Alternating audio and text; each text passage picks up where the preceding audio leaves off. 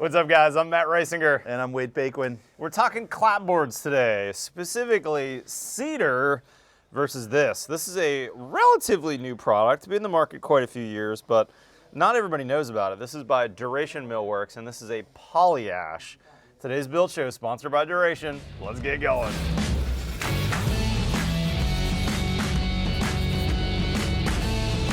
Wade, I know you've done a lot of cedar in your life, but you've started putting these on as well over the years.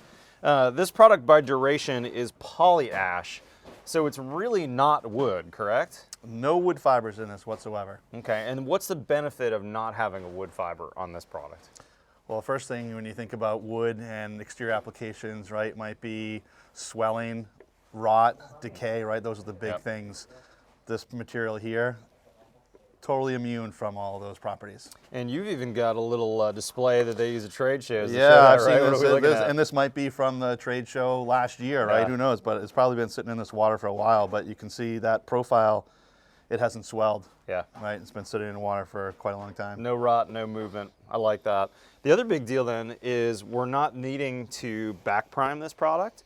You know, if this was a piece of cedar clapboard, your crew would want to back prime this. They'd also end seal before they butted, wouldn't they? Right, we would prime all, basically 3 edges, back, side, and top, and then end seal that end grain. Yeah. So then we're left with just a surface that we would paint in the field after installation. And in this case, we can install this like we have behind us on this starter raw and then come in and paint it, which is nice. Also means that you're not worried about paint temperatures, right? Because you're not going to be able to end seal if it's 20 degrees out. That paint's not going to stick on you. Right. On cedar, where we could install this anytime.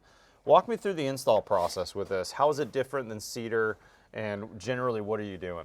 Yeah, I mean, it cuts with a standard, you know, miter saw, let's say. Yep. So pretty similar in terms of how you're cutting the material. It is a little more flexible than the cedar, so you do want to be careful in the handling of the material. Yeah, and these are 16 footers, right? These all come in 16-foot lengths. Yeah. Yep, all the pieces, and this is a 5/8 by 7 1/4 clapboard material here. So that's this profile, 5/8, 7 1/4 by 16 foot, right? And it's kind of cool. They make these they've got these in stock in 2 different 1/2 inch, and then 3 different 5/8 sizes, plus a beaded option, as well, which I like. Right? Yeah, and this is more common here in New England historically.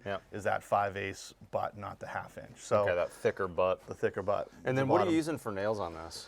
Well, Matt, as you know, we always talk about coastal environment, right? Fasteners are important. So these are all stainless steel, 316 stainless steel ring shank nails. That's going to be your fastener for both the clapboard and these corner boards. Now, this is a prefab corner board that Duration makes. You can see on the top, it's got a nice miter lock to it. So this is a great piece of material because you don't have any concerns about this joint opening up, right? That's really nice. It's prefabbed. And this must be the 5 1/2 that you're using on this job. Correct. They also make a 3 1/2. Correct. That's correct. What else I thought was neat about that is there's a T&G end on here.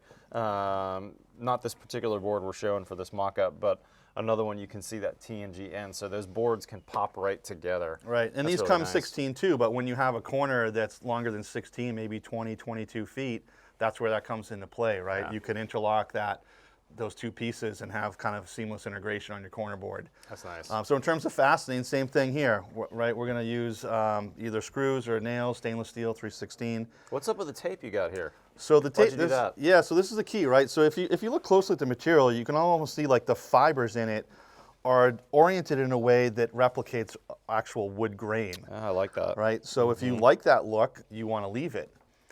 If I were to fill these nail holes with the filler without the tape and I sand it down, I'm going to sand those fibers off and I'm going to have smooth areas. Now I'm going to have blotchy areas on the board that after it's painted is noticeable. Yeah. So if you use the tape, then put the fastener through the tape and then fill that hole. With the tape still on. With the tape still on. You can see here, I haven't even sanded this down, but you can see, you can peel it off. Yeah.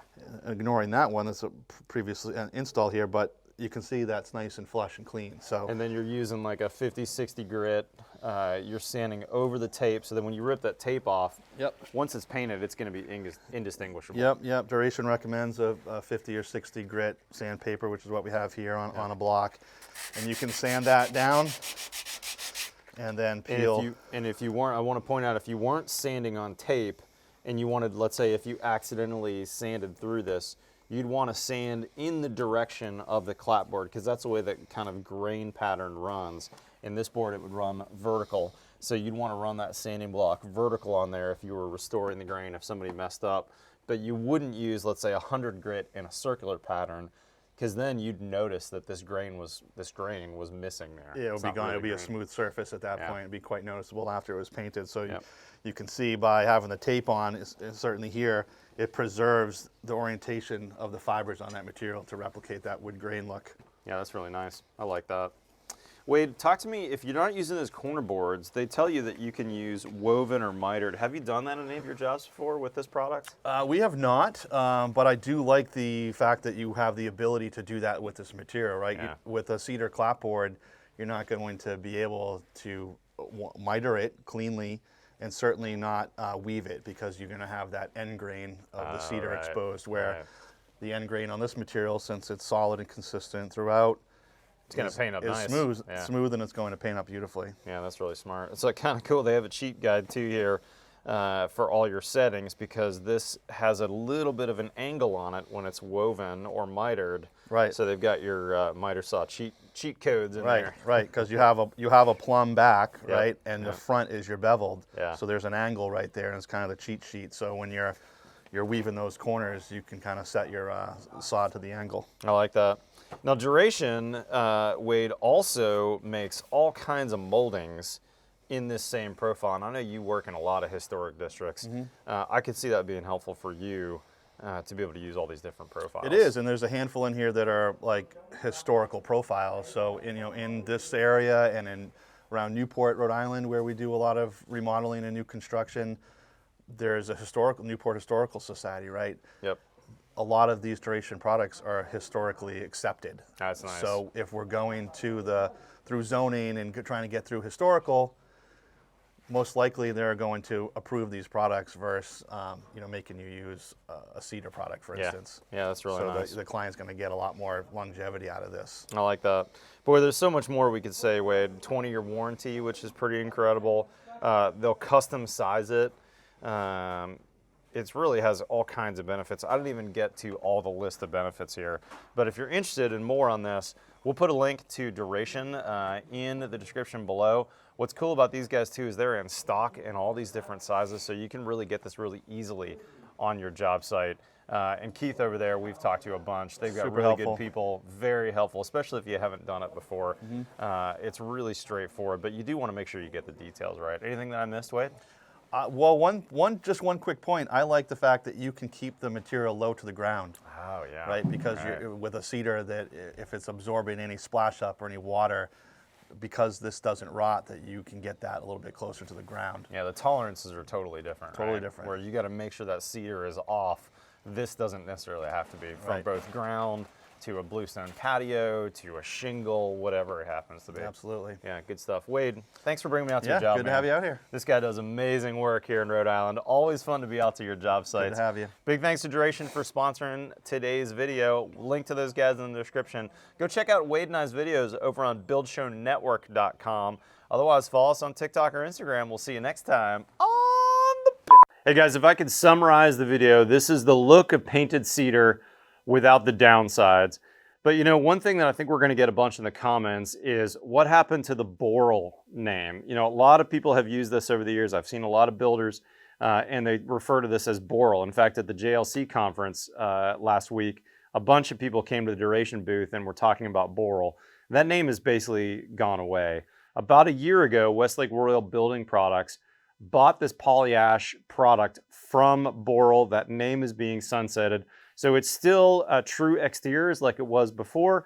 And what happens is Duration Millworks is buying the board stock from them and then milling it into all these different moldings that you're seeing, including that true beveled cedar siding look that we had on Wade's job site with an actual bevel on the siding. Very different than most other sidings out there. There's a lot of stamped cedar kind of lookalikes that look like a fake from the street and look even more fake when you get up to them. And this is very, very different. This is a really nice product. Big thanks to Duration for sponsoring today's video. I'll have a link in the description, so if you're interested in using this product, they've got retail distribution all over the country. But if you need a custom molding, if you need something special, feel free to reach out to them. They've got a great team, and they've got like 350 moldings in their catalog of what they've done. Plus, they're willing to work with you if you need something custom, let's say for a historic or some renovation product or something like that. Guys, if you're not currently a subscriber, hit that subscribe button below. You know we've got new content here every Tuesday and every Friday.